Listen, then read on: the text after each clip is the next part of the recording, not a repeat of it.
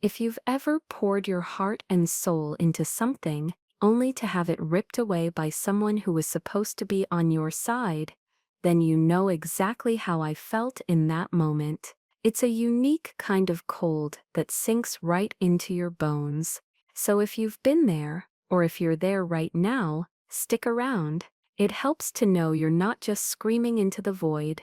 And please hit that subscribe button, because my story might just be the one you need to hear today. For a decade, I was the ghost in my family's machine.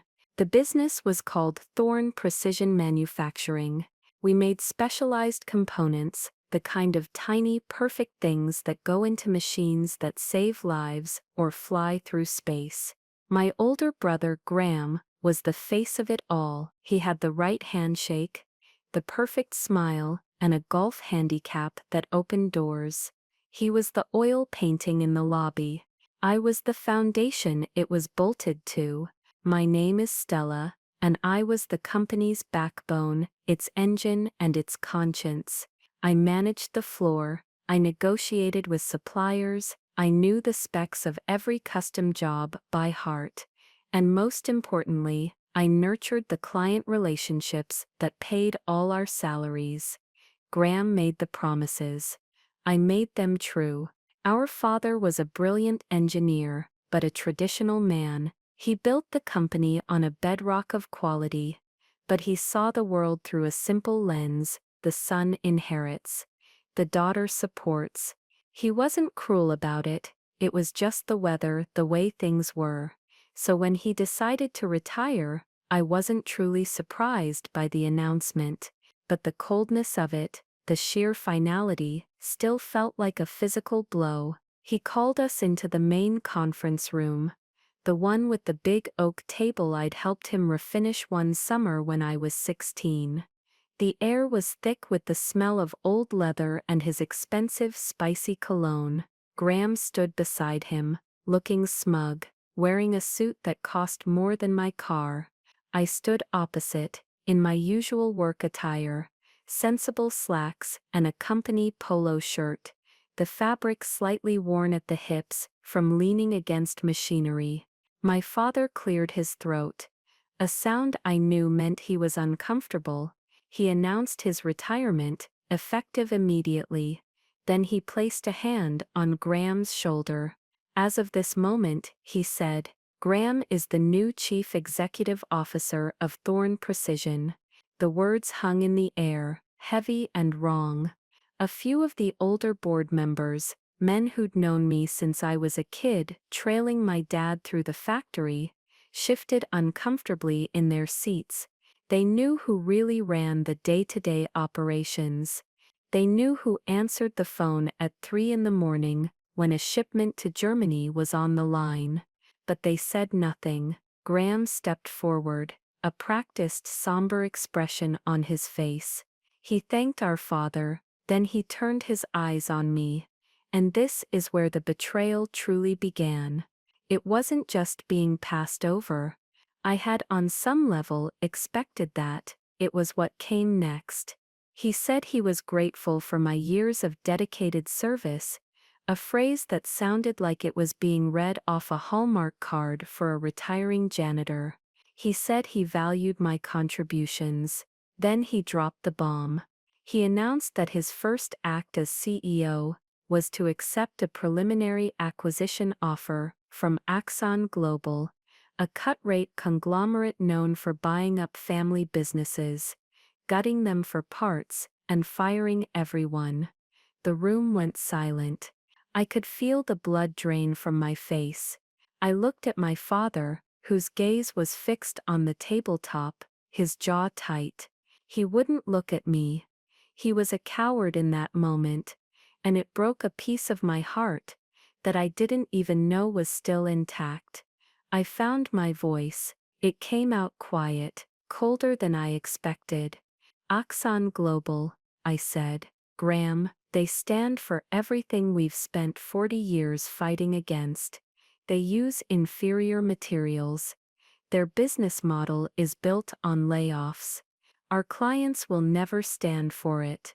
He gave me a look of pity, a condescending little smile that made my hands clench into fists under the table. "Stella," he said, and the whole room was listening. "That's your problem. You're too sentimental. You think of this place as a family.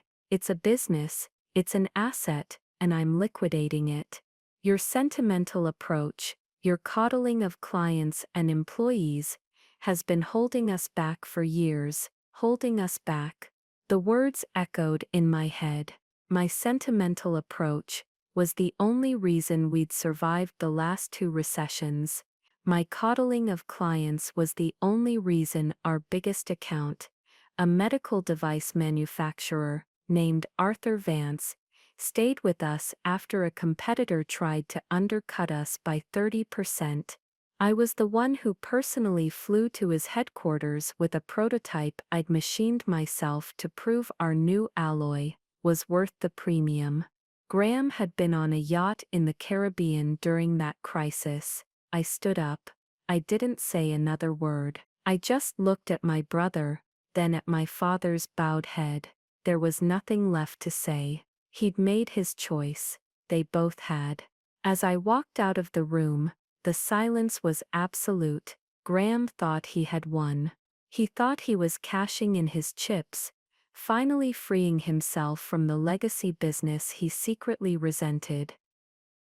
What he didn't know, what none of them knew, was that my sentimentality wasn't a weakness, it was a weapon, and my relationships weren't liabilities, they were leverage. The most important of those relationships, Arthur Vance, had been watching this whole family drama unfold for years. And he hadn't just been watching, he'd been waiting. Later that day, my phone buzzed. It was a text from a number I knew by heart. It just said, "Call me. It's time." Graham thought he was selling a company. He was about to find out he had already sold its soul, and I was the one who owned it. The drive home was a blur of traffic lights and gray pavement. I remember the feeling of the steering wheel in my hands, the cheap plastic cool against my skin, and the way my knuckles were completely white. I'd held it together in that conference room. I'd walked out with my head high, my back straight, a mask of professional calm cemented on my face. That was the Stella everyone knew, composed, steady, the firewall. But the moment I closed the door of my small, anonymous sedan, the mask cracked, the first tremor started in my jaw, a deep, uncontrollable shaking that radiated down my neck and into my shoulders. Then my vision swam, the tail lights ahead of me blurring into crimson streaks. I had to pull over. I ended up in the parking lot of a closed-down diner, the faded sign of a smiling cartoon hot dog mocking me from above. And there, in the driver's seat of a car that still smelled faintly of the machine oil on my work clothes, I finally broke. It wasn't a loud, screaming breakdown. It was a quiet, suffocating implosion. A single tear tracked down my cheek, then another. It felt like they were carving lines in my skin. The sheer weight of the last 10 years pressed down on me. The years of quiet sacrifice, of swallowed pride, of being the silent partner in my own life. Holding us back, Graham's words played on a loop, each repetition sharper, more vicious. He hadn't just dismissed my work. He'd reframed my dedication as a flaw. My loyalty, the very thing that had kept the company afloat, was now the anchor he was gleefully cutting away. I rested my forehead against the steering wheel. The silence in the car was deafening. I thought back to the beginning. Not the beginning of the end, but the real beginning. I was 24, fresh out of engineering school, with a degree I'd earned with honors. I had job offers from major aerospace firms, big names with shiny campuses and promises of innovation. He just lost his lead operations manager to a heart attack, and the shop was in chaos. He didn't ask me to come home, not directly. He just said, I could use your help for a little while, Stella, just until I get things sorted. Graham was in his final year of an MBA program at the time, already talking about venture capital and exit strategies. He had no interest in the grit and grind of the factory floor, so I came home for a little while. That little while turned into a decade. The first year was a whirlwind of untangling messes. I found inefficiencies in the supply chain that saved us six figures. I redesigned the workflow on the main floor, increasing output by 15% without a single new hire. Dad was impressed in his quiet way. He'd clap me on the shoulder and say, "Good work, kid." That was all I needed back then. Graham came home a year later, MBA in hand, and Dad immediately made him vice president of sales and marketing. He got a corner office with a view. I got a cubicle wedged between the accounting department and the door to the factory, where the constant screech of metal was the soundtrack to my life. I didn't complain. I told myself it didn't matter, the work was what mattered. I loved the smell of hot metal and coolant.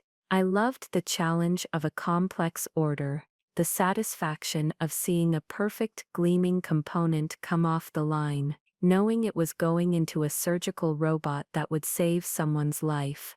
Graham would bring in leads from the golf course, big, flashy potential clients. He'd make impossible promises about timelines and capabilities. Then he'd drop the file on my desk with a casual, "Make it happen, Stell," and I would. I'd stay late. I'd rework the schedules. I'd personally oversee the calibration of the machines, and when the client was thrilled, Graham would take the bow. He'd send a company-wide email praising the sales team's success.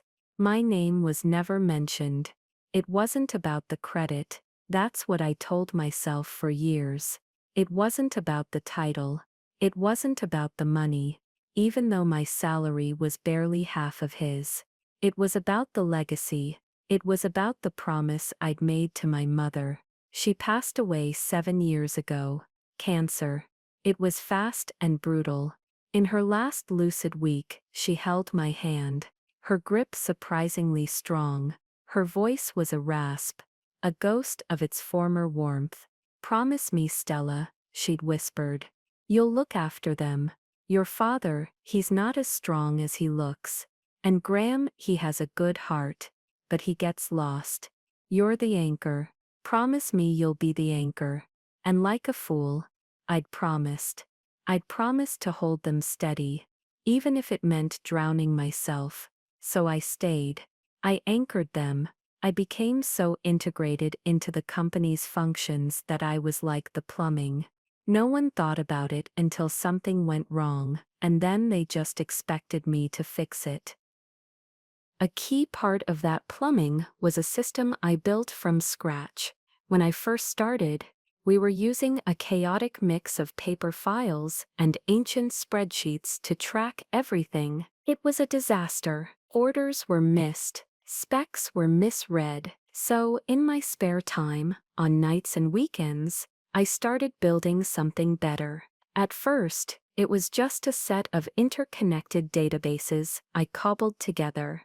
I called it Helios. It tracked everything from the raw material billets coming in the back door to the final quality control checks. But it grew more sophisticated over the years. I taught myself to code, adding modules for predictive maintenance on our clients' equipment, using our own component data to tell them when a part was likely to fail. I built a CRM function into it that wasn't just about names and numbers. It tracked personal details. A client's kids' birthdays, their favorite brand of whiskey, the fact that their CEO was a passionate supporter of a certain charity. It was my sentimental approach, codified. It was the digital extension of how I saw the business, a network of relationships, not just transactions. Graham called it my little project. He never once asked for a demonstration. He had no idea that Helios was the reason for our 98% client retention rate.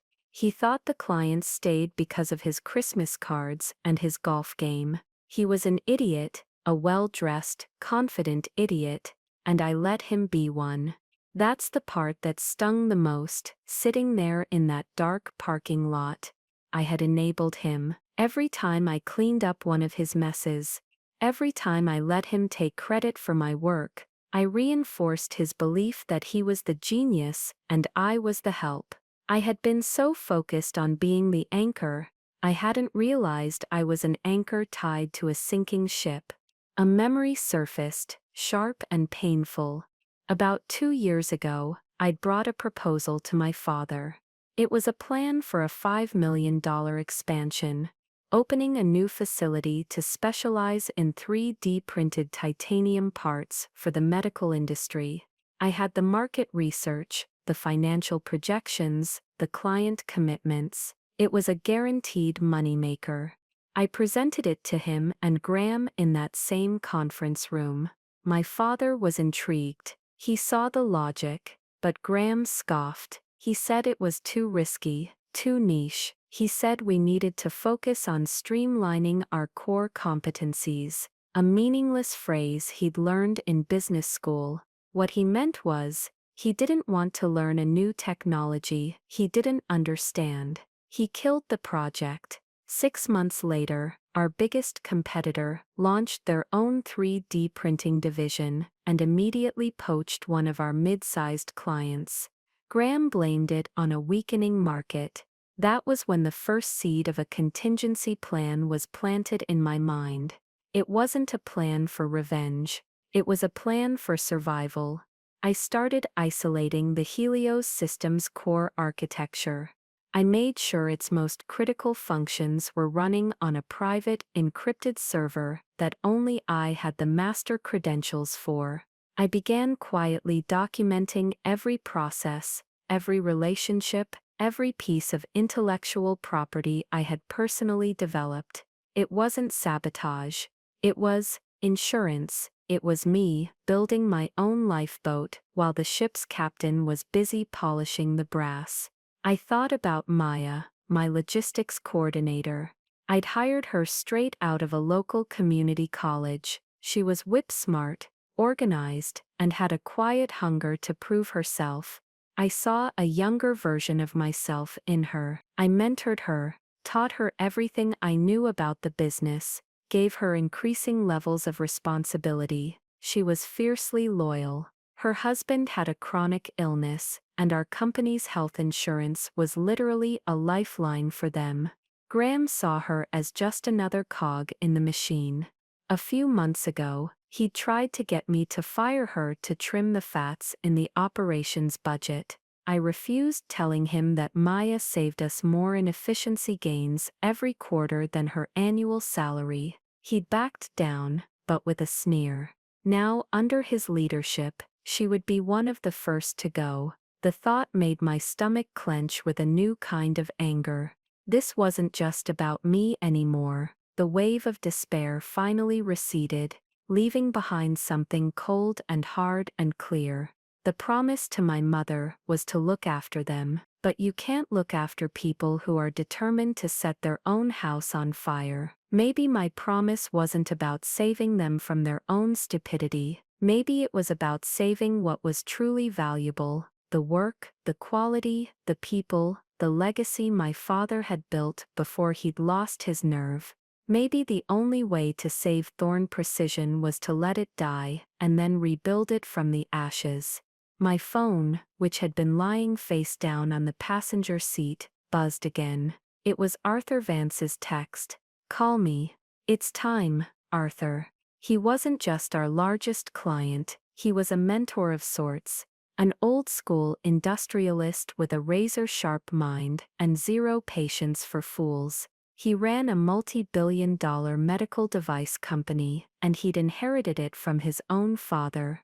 He understood the dynamics of a family business. Over the years, during our late-night calls to solve some logistical nightmare, our conversations had drifted. He saw my competence.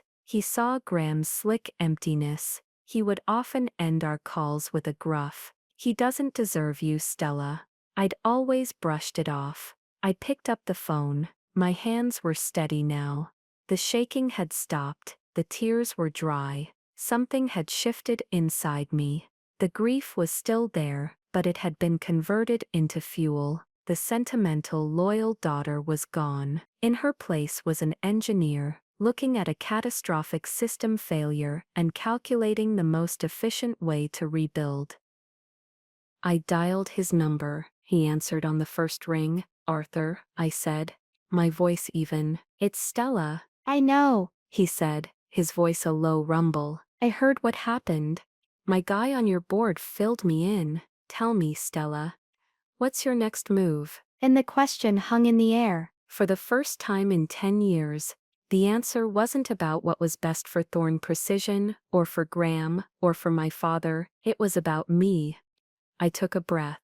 The air in the car no longer felt suffocating. It felt still. It felt like the calm before a storm.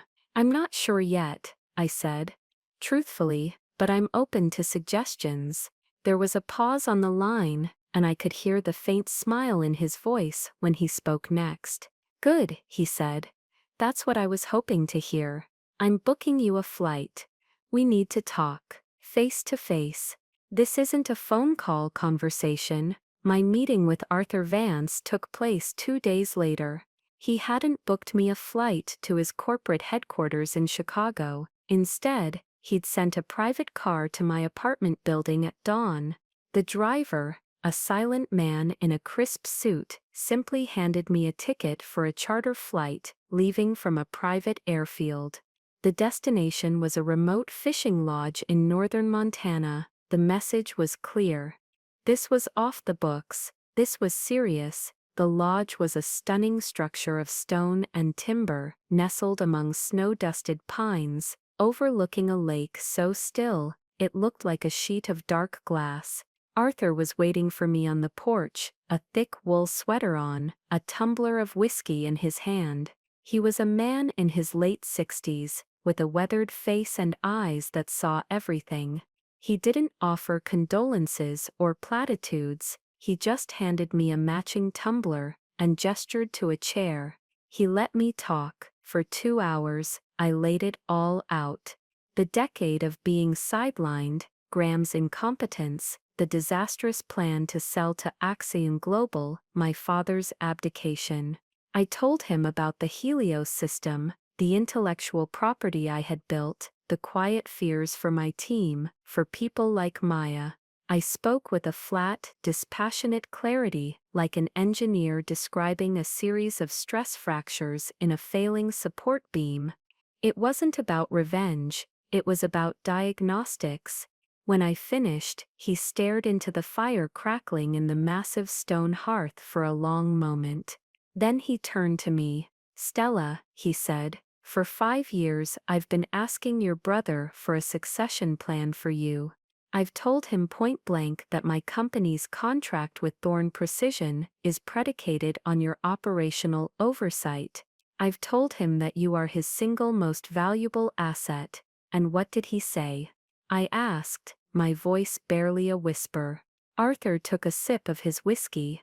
"He said you were happy in your role. He said you didn't want the pressure of executive leadership. He said you were a details person, not a big pictures person. He painted a picture of you as a fragile, brilliant workhorse who needed to be protected from the harsh realities of the C-suite. He was insulating himself, making sure I never thought of you as an alternative." The patronizing nature of it was so profound it was almost comical. He hadn't just taken credit for my work, he'd built an entire mythology around my supposed incompetence to secure his own position. The anger, which had cooled into resolve, now sharpened into something like a surgeon's scalpel. "All right," Arthur said, leaning forward. "Here's the situation. Axiom Global will gut your family's company. The quality will drop within 6 months. My supply chain for 3 of our most critical life-saving devices will be compromised. I cannot let that happen. My first move was to call their CEO and threaten to pull my contract the moment the deal closes. But that's a temporary fix. It doesn't solve the real problem. The real problem is that the brain of Thorn Precision is sitting on this porch and the body is about to be sold for scrap. He looked me dead in the eye. So I'm not going to offer you a job, Stella. A job would make you an employee again, and you're done with that. I'm offering to back you. I will provide the seed capital for you to start a new company. We'll call it whatever you want to call it. And my company won't be your client, we will be your majority partner. You will have full operational control. The CEO title you earned a decade ago, and a 49% equity stake. I was stunned into silence. I had expected a lifeline, a job offer, maybe an introduction to some investors. This was a coronation. This was him handing me a kingdom. But what about my team? I asked, my mind already racing. I can't do it without them. And there are non-compete and non-solicitation agreements. Graham will sue us into oblivion. Arthur smirked. He tapped his temple. This is where we move from being sentimental to being strategic. First, those non-compete agreements. Your father's company used a standard boilerplate template. My lawyers reviewed a copy years ago when we first signed with you. It's overly broad and likely unenforceable in this state, especially in a case where the company is being sold and jobs are being eliminated. It's a scare tactic, not an ironclad legal document. That's a plausible inaccuracy in many people's minds, but a good lawyer knows where the weaknesses are. We'll challenge it if we have to, but I doubt it will come to that. Second, he continued, we don't solicit anyone. You are going to form your new company. We are going to lease a facility. I already have one in mind. A state-of-the-art lab space about 20 miles from your current location. We will quietly equip it, and then you will simply let your key people know that you have landed on your feet. You will tell them you are starting something new and that you valued your time working with them.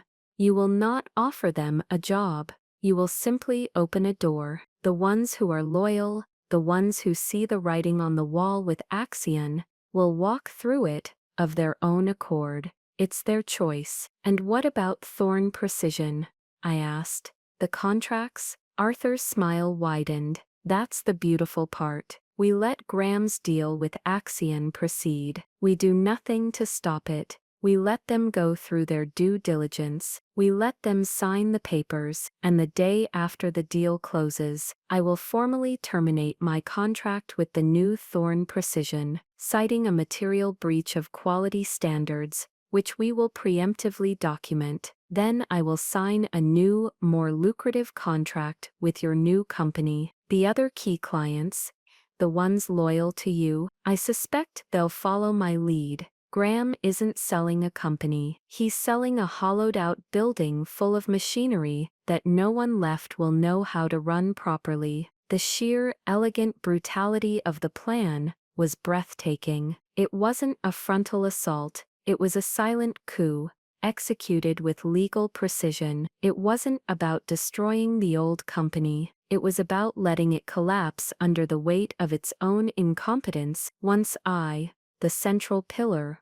was removed. There's one more piece to this, I said, my mind turning to the company's true secret weapon, the Helios system. It's deeply integrated into every aspect of the business. Graham thinks it's just software, but it's a methodology. It's mine. I built it on my own time. It runs on my own private servers, but it's been used for company business for years. The legal ownership could be murky. Arthur nodded, anticipating my concern. This is the most critical piece. You need to extract it, legally. Your employment contract, Does it have a specific intellectual property clause regarding work created outside of company hours on personal equipment? I thought back. It was a standard contract from 15 years ago. It was vague, focused on patents developed on company time and resources. I never used a company laptop for Helios. I never worked on it during the 9 to 5.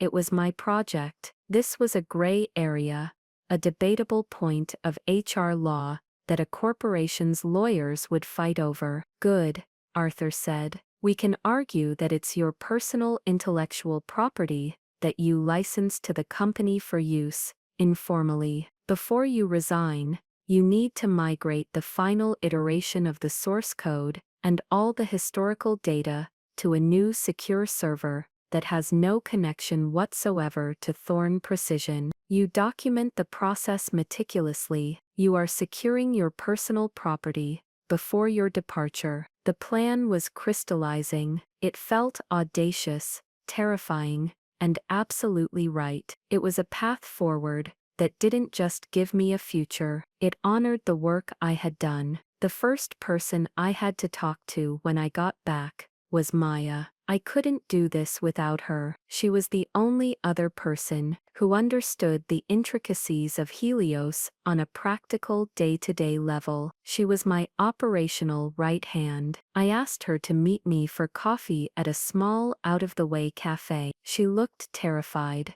She'd heard about the Axion deal, and she assumed she was about to be laid off. Her hands were trembling as she held her cup. Maya, I said, keeping my voice low and calm, I'm not going to beat around the bush. I'm leaving Thorn. I'm starting something new. Her eyes widened. But what about the Axion sale? It's going to happen, I said, and when it does, many of us won't have a place there anymore. You know what they do. She nodded, a look of bleak understanding on her face. Her husband's medical condition flashed through my mind. The stakes for her were so much higher than just a job. I'm not offering you a job, Maya, I said, choosing my words with the care of a bomb disposal expert. That would be a violation of my contract. But I need you to know something. My new venture, it's real, it's fully funded, and it will be built on the principle of valuing the people who do the work. The door will be open. Then I played my riskiest card. I need your help, not as an employee of my new company, but as a colleague at my old one. I need to know what's happening inside after I leave. I need information. It's a huge risk for you, and if you say no, I will understand completely, and it will never be mentioned again. She looked down at her hands, then back up at me. Her fear was still there, but now it was mixed with something else, a flicker of defiance. She told me that the day after the announcement, Graham had called a meeting with the operations staff. He'd been dismissive and arrogant, telling them to prepare for synergistic integrations, another one of his empty MBA phrases. He couldn't answer a single specific question about how the Axion takeover would affect their jobs. He dismissed her, specifically, when she asked about the Helios system, saying it was a legacy system that would be sunsetted. He's going to run it into the ground, isn't he? She whispered. Yes, I said. He is. She took a deep breath. Tell me what you need me to do. The next 2 weeks were the most intense of my life. By day, I was the picture of a dutiful transitioning employee at Thorn Precision. I answered Graham's questions with polite, clipped responses. I documented processes, but only the surface-level ones. I was creating a perfect hollow shell for him to inherit. He was so consumed with the glamour of the Axion deal, meeting with their executives and planning his own golden parachute, that he paid me little attention. He was an emperor, admiring his new clothes, completely oblivious to the fact that his kingdom was about to be stolen. By night, I was a general planning a war. I worked with Arthur's legal and financial teams.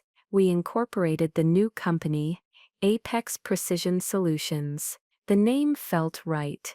It was forward-looking, strong, and had no sentimental ties to the past. We signed the lease on the new facility.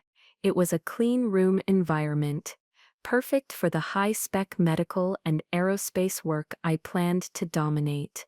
Equipment was ordered, delivery scheduled for the day after the Axion deal was set to close. The most critical operation was the extraction of Helios. I spent 3 straight nights, fueled by coffee and a cold fury, meticulously migrating 13 years of data and code to a new, heavily encrypted cloud server, based in Switzerland. I created a full audit trail, documenting every step. On the final night, I initiated the last part of my contingency plan. I didn't install a virus or a kill switch, that would be illegal, and frankly, too crude. Instead, I initiated a final updates to the version of Helios running on the Thorn servers. This update deprecated several key custom scripts, the ones that automated the most complex order configurations and client communication protocols, and replaced them with a user-authenticated API call. The system would still function on a basic level, but any advanced task would now require a secure key. A key that only existed on my new server. A key that I, and only I, controlled. To an outside observer, it would look like a system glitch, a series of frustrating, inexplicable bugs. Without the person who built it, the system would slowly and gracefully fail. It was a digital time bomb, set to go off not with a bang, but with the silence of 1,000 unanswered requests.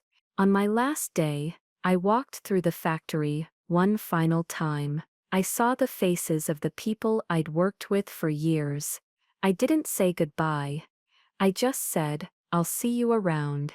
I left my key card and my resignation letter on the desk in my old cubicle.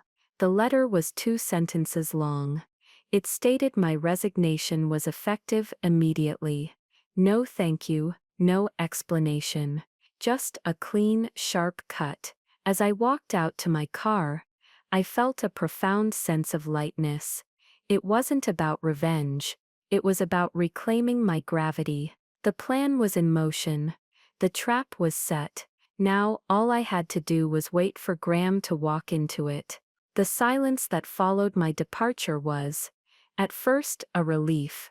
I spent the first week in a whirlwind of productive chaos, overseeing the setup of the Apex Precision facility. The new machines arrived, gleaming and state-of-the-art, and the air filled with the clean, metallic smell of progress. Arthur's capital was a potent tool, and I wielded it with precision. We were building a better version of Thorn, from the ground up, without the dead weight of my brother's ego, or my father's outdated traditions. My phone remained quiet. Graham didn't call. I imagined he was relieved, strutting around the office, telling everyone how things would be so much more efficient now that my sentimental and cautious influence was gone. He was probably reveling in his absolute authority, completely unaware that the throne he was sitting on was wired to explode. The first tremor came exactly 8 days after my resignation. It came from Maya. She sent me a coded text message, a system we'd established, weather forecast, cloudy with a chance of system errors. I called her on a secure line. Her voice was a mixture of stress and grim satisfaction. "It's starting," she said. "They're trying to process the quarterly order for the Vance account. It's the most complex one we do. The one with the custom alloy blends, and the just-in-time delivery schedule for their surgical robotics line. The one I personally managed every single time. I finished for her." "Exactly," she said. "Graham brought in some IT consultant he knows from his country club. They've been in the server room for 6 hours.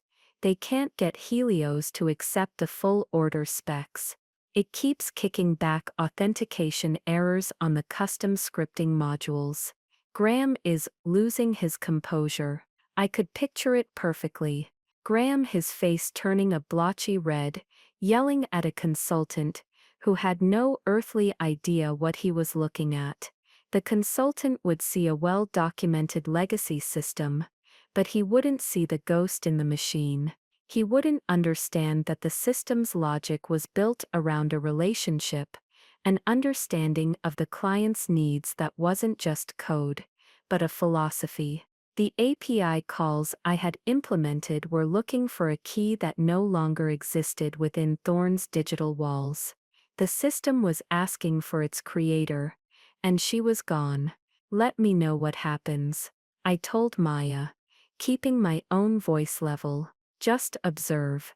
Don't offer any solutions, even if you know them. I know, she said, a new steeliness in her tone. I'm just a logistics coordinator. I just push the buttons they tell me to.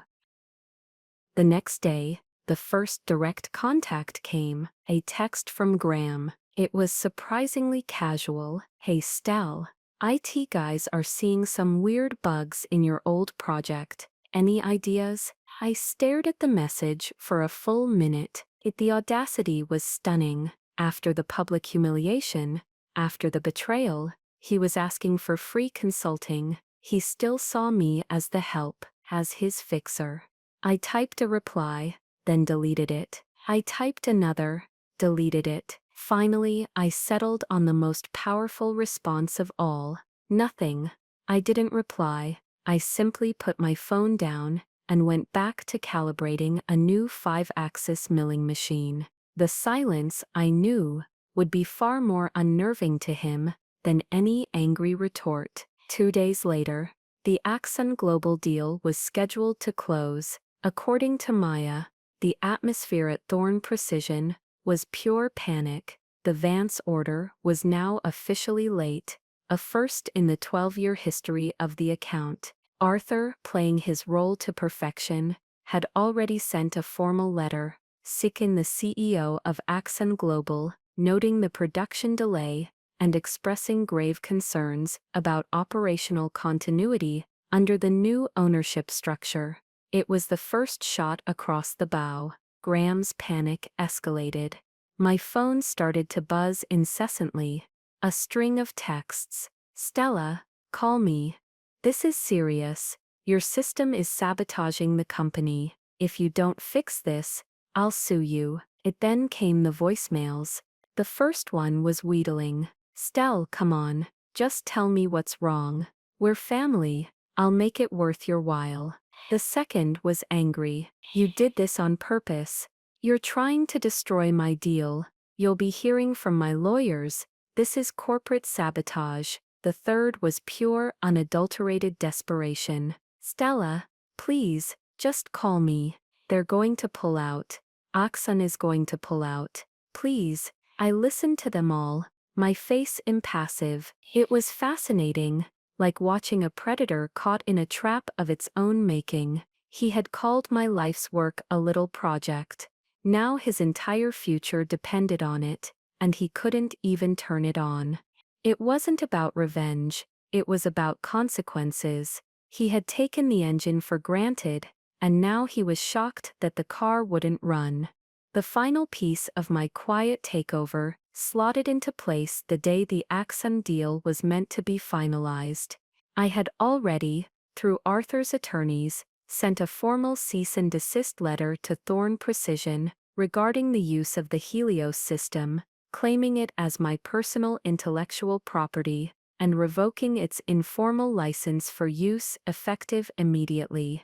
I cited my departure and the material change in company direction as the cause. Legally, it was a gray area, a move designed to create maximum chaos and legal uncertainty for Axon's due diligence team. A debatable point about IP law that would take months and hundreds of thousands of dollars to litigate. Axon Global wasn't a company that dealt with uncertainty. Their model was simple: buy, strip, and sell. They wanted clean assets, not legal battles over mission-critical proprietary software. Maya called me at 4 o'clock that afternoon. Her voice was hushed. "They're here," she said. "The Axon executives. They were supposed to be doing a final celebratory walkthrough. Instead, they're in the conference room with Graham. The door is closed, but you can hear the yelling all the way down the hall." An hour later, Arthur called me. "It's done," he said, a note of triumph in his voice. "They pulled out, invoked the material adverse changes clause, cited the production failure on our account, and the unforeseen legal complications regarding your intellectual property. The deal is dead." I closed my eyes, taking a slow, deep breath. The first phase was complete. Graham was alone now, trapped in a company he'd broken, holding contracts he couldn't possibly fulfill. That evening, I made my first public move. We issued a press release. Apex Precision Solutions, a new venture led by former Thorne Precision Operations head Stella Thorne, and backed by Vance Medical, announces the launch of its state-of-the-art manufacturing facility. The release went on to detail our advanced capabilities, our focus on high-spec aerospace and medical components, and our commitment to a new model of integrated client partnership. It didn't mention Thorne Precision by name, but it didn't have to. The message to the industry, and more importantly, to Thorne's other clients, was crystal clear. The architect was back in business, and she had built a new house, a better house, right next door. The next morning, I arrived at the Apex facility to find 3 emails waiting for me. They were from the CEOs of Thorne's second, third, and fourth largest clients. The subject lines were all nearly identical. "Heard the news? Quick question. Catch up?" The exodus had begun. The dominoes fell faster than I could have imagined. My reputation in the niche world of precision manufacturing was, it turned out, my most valuable asset. For years, clients had dealt with Thorne Precision, but they had trusted Stella Thorne. Graham, with his slick suits and golf course charm, was merely the greeter at the door. I was the one who designed the security system, managed the vaults, and knew the combination to everything. My first call was with the CEO of an aerospace firm that relied on us for critical turbine components. He was blunt. "Estella," he said, "we got the news about Axon pulling out. We also saw your press release. My engineers are already panicking. Graham just tried to reassure me that the production delays are temporary hiccups. I don't believe him. Tell me, can Apex handle our specs?" "I already have your file," I told him, a quiet confidence in my voice. I pulled up the data I had meticulously backed up from Helios. "I remember you were considering a shift to a new cobalt chrome alloy for the Series 4 turbines. We have a machine online, right now, that is perfectly suited for that. We can have prototypes for you in 4 weeks. There was a pause on the other end of the line. 4 weeks, he said, a note of disbelief in his voice. Graham told me 6 months ago that it was impossible. It's not impossible when you have the right equipment and the right people running it, I replied. He didn't need any more convincing. A letter of intent to move their business to Apex was in my inbox by the end of the day. It was the same story with the other 2 clients. They weren't just leaving Thorne, they were fleeing a sinking ship and swimming towards the only available lifeboat, one that I had built and provisioned for this exact scenario. Of course, the final piece of the puzzle was the team. As Arthur predicted, I didn't have to solicit anyone. The day after the Apex press release went live, my personal email began to fill up with messages from my former colleagues at Thorne. They sent their resumes. They sent notes of congratulations. They sent desperate inquiries. The most important one came from Maya. "The door is open," she wrote. "I'd like to walk through it." I hired her immediately, making her my chief operating officer.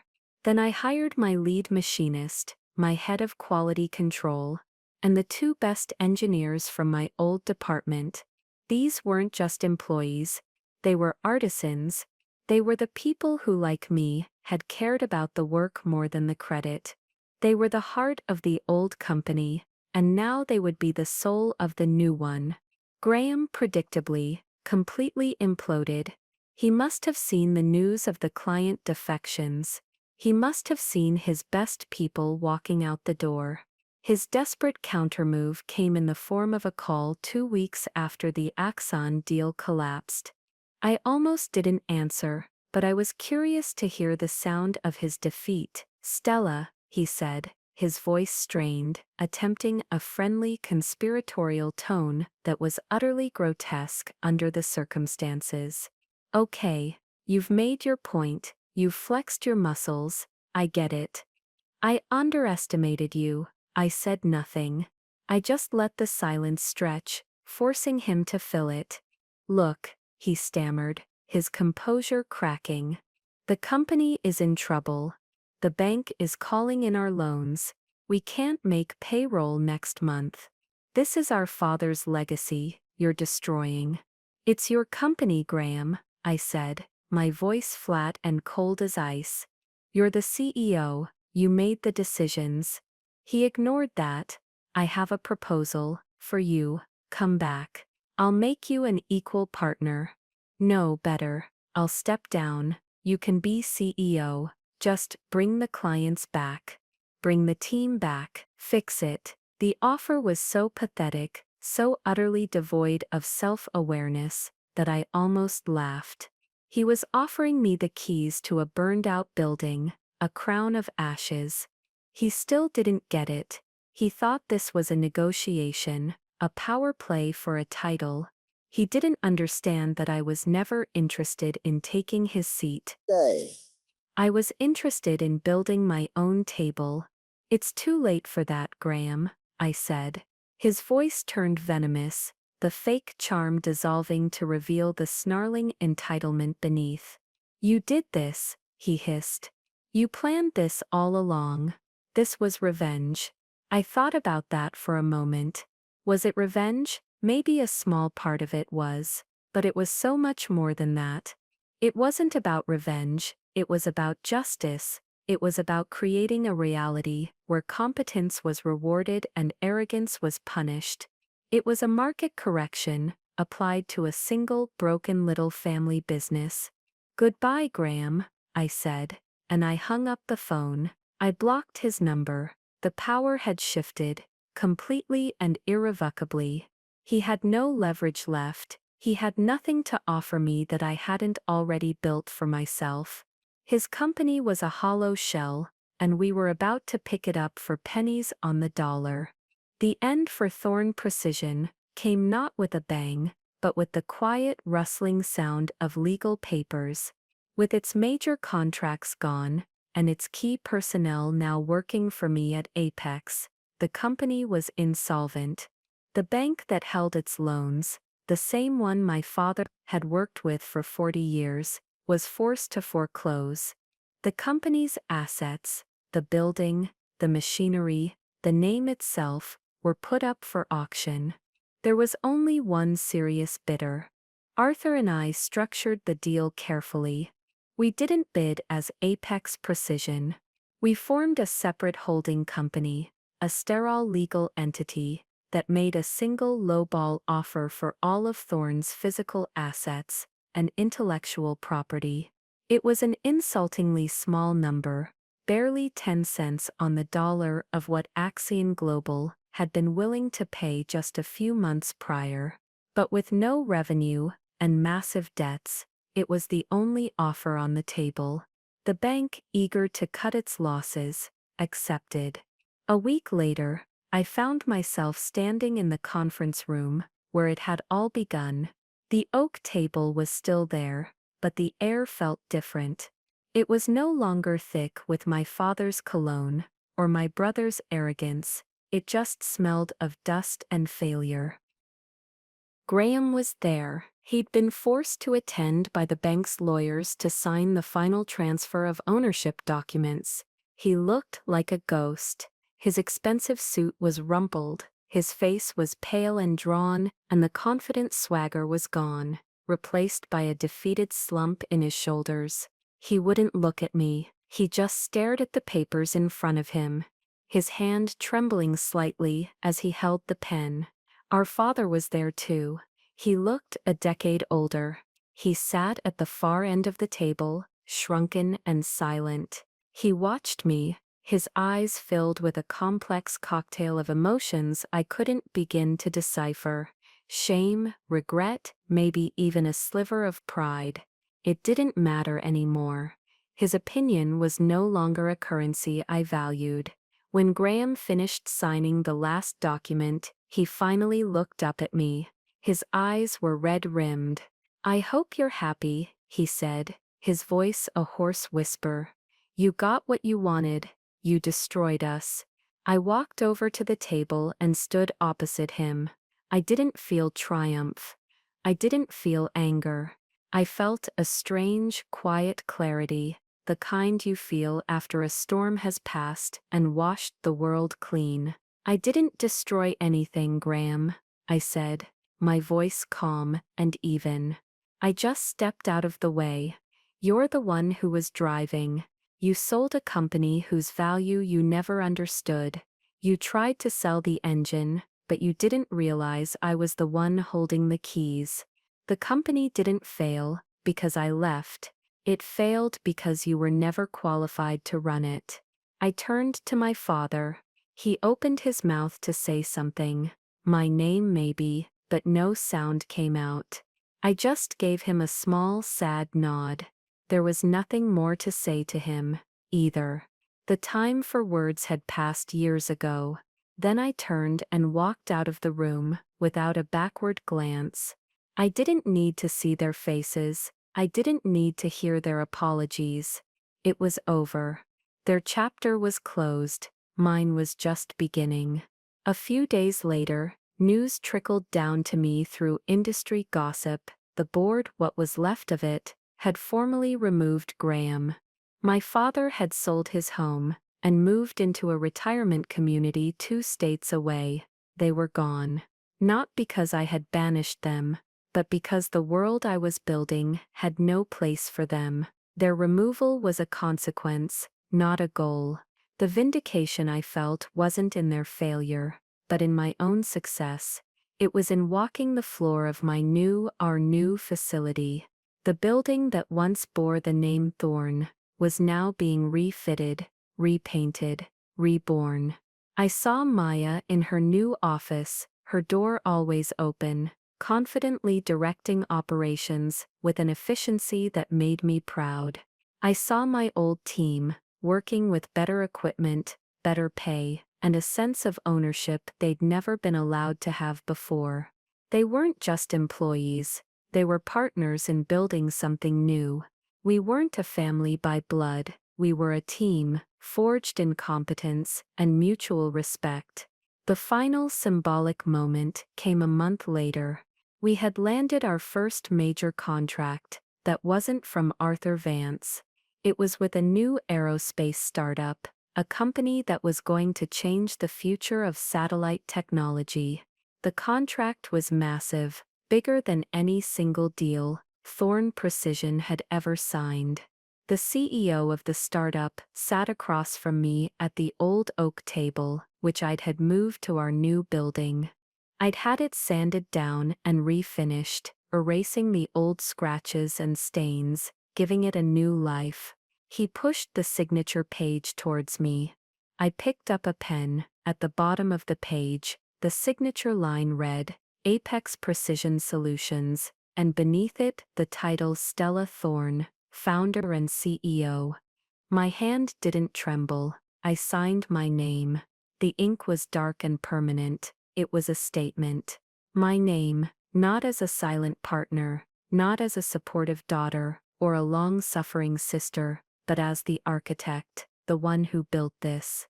It was never about revenge. It was about restoration. restoring the balance between value and reward, restoring the simple, powerful idea that the person who does the work should hold the power. Graham saw business as a game of politics and perception.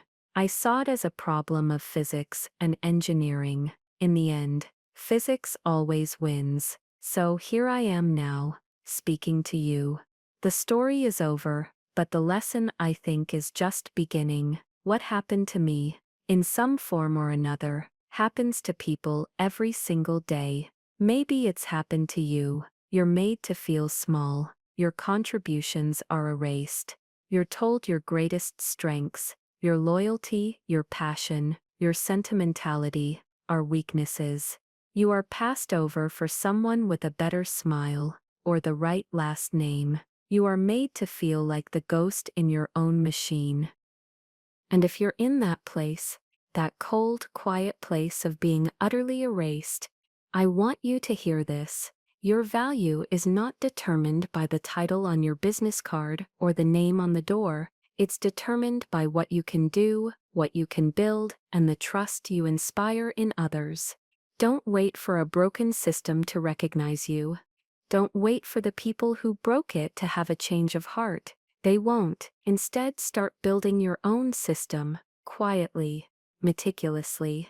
Document your work, nurture your relationships, identify your true allies, build your lifeboat, because the day will come when the ship you're on finally goes under, and you will need a way to sail to a new shore, your shore. What my brother never understood is that real power isn't taken in a boardroom shouting match. It's forged in the quiet hours, in the mastery of a craft, in the currency of trust. He thought he was playing chess, but he didn't even understand the board. He didn't realize that the most powerful pieces are the ones that can move in any direction, the ones that have a purpose. Thank you for listening to my story. If it resonated with you, if you've ever felt like the Stella in your own life, please do me a favor, like this video, and leave a comment down below, sharing a piece of your own story, even if it's just to say I get it. Every voice matters. Share this with someone who needs to hear it, and make sure you hit that subscribe button and turn on notifications. There are more stories to tell, more lessons to learn, and we can learn them together. Remember, don't just get mad, get strategic. Build your own table, and then you can decide who gets a seat.